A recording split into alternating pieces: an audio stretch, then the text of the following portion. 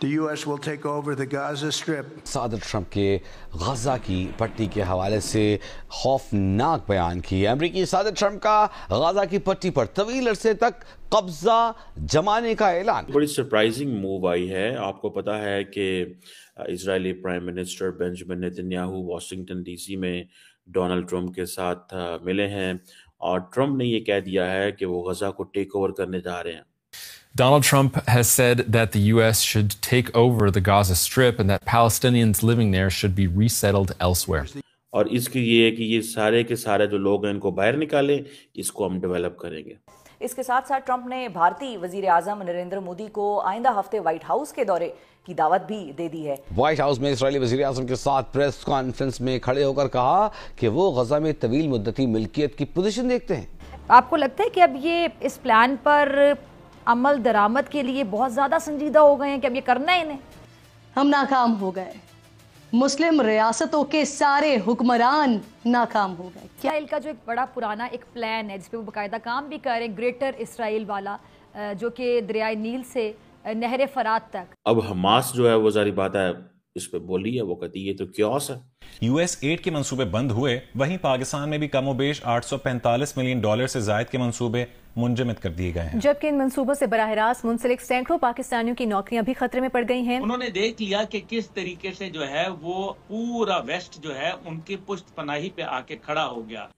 अब ये जो वो चीज लेके आए हैं दैट्स वेरी सरप्राइजिंग। जय हिंद दोस्तों, स्वागत है एक और वीडियो में। दोस्तों, अमेरिकी राष्ट्रपति डोनाल्ड ट्रंप ने बुधवार को एक चौंकाने वाला बयान दिया जिसमें उन्होंने कहा कि अमेरिका युद्ध से तबाह हुए फिलिस्तीनी क्षेत्र गाजा पट्टी पर कब्जा करेगा। अमेरिका तब तक वहां बना रहेगा जब तक फिलिस्तीनी अन्य जगहों पर पुनर्वासित नहीं हो जाते।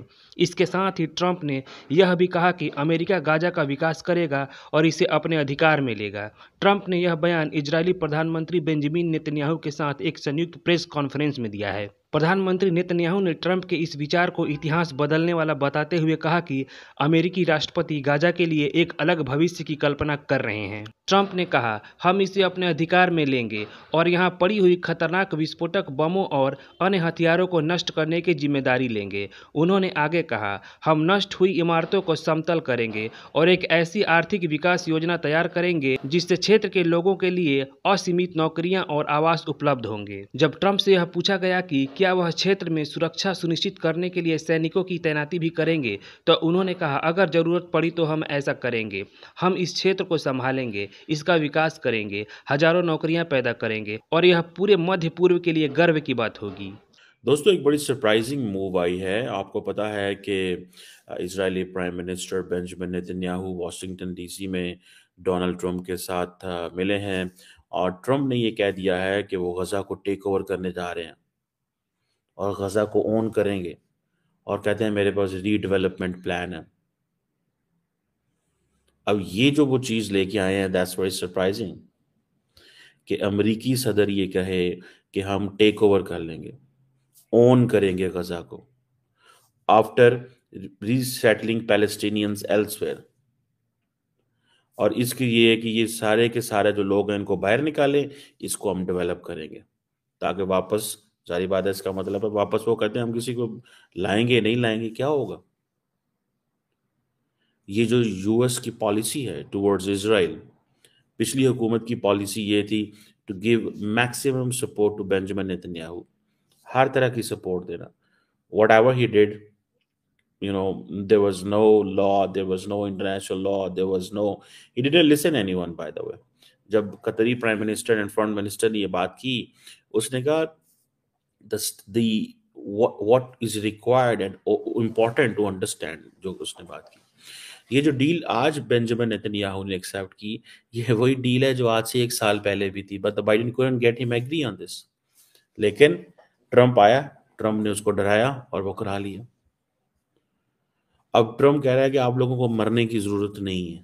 This is what he said basically, आप लोगों को मरने की जरूरत नहीं है, हम आपको यहां से बाहर निकालेंगे।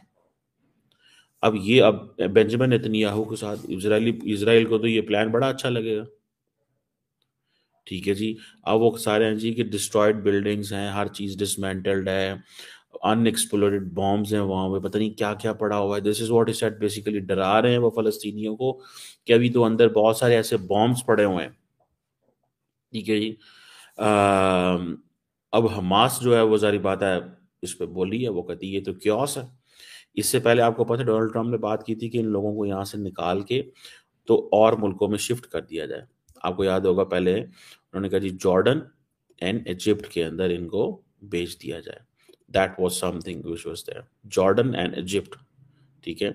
अब लेकिन क्वेश्चन आता है कैसे करेंगे ये कैसे करेंगे ये? लेकिन अब मुस्लिम वर्ल्ड क्या कर सकती है? एक नया रेडिकल प्लान आया कि आप लोग यहाँ से निकल जाओ।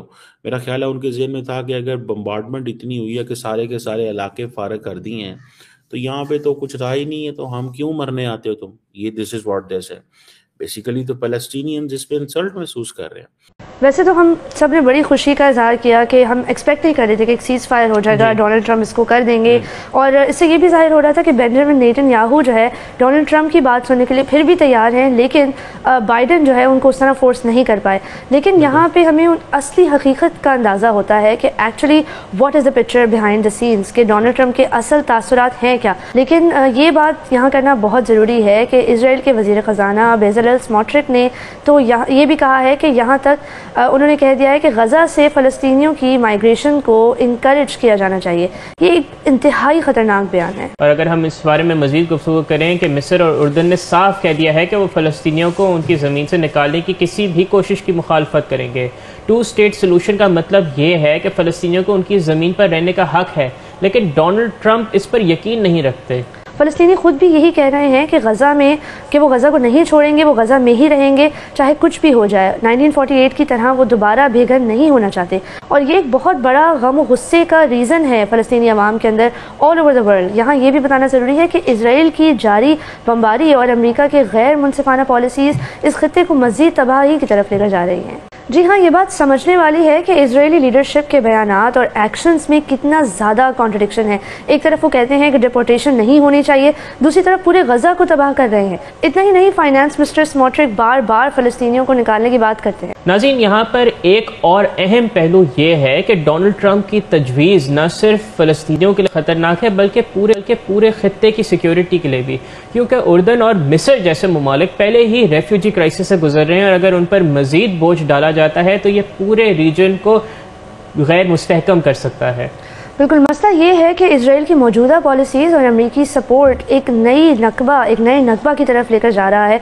गज़ा के लोग अपनी ज़मीन से जुड़े होते हैं, लेकिन उनके घरों को मुस्तकिल तौर पर जो है तबाह कर दिया गया है। UN के आदाद शुमार के मुताबिक भी गज़ा में 85% लोगों को अपना घर छोड़ने पर मजबूर कर दिया गया है। बिल्कुल नाज़रीन, और इस सूरत हाल में सबसे ज़्यादा जो तशवीश की बात है वो ये है कि अमेरिका की जो लीडरशिप है, ख़ासतौर पर सदर ट्रम्प, वो इजराइल के हर एक्शन को सपोर्ट कर रहे हैं। इससे ये वाज़ेह होता है कि उन्हें फ़लस्तीनियों की ज़िंदगियों की कोई परवाह नहीं है, वो सिर्फ अपने सियासी मफादात के लिए काम कर रहे हैं।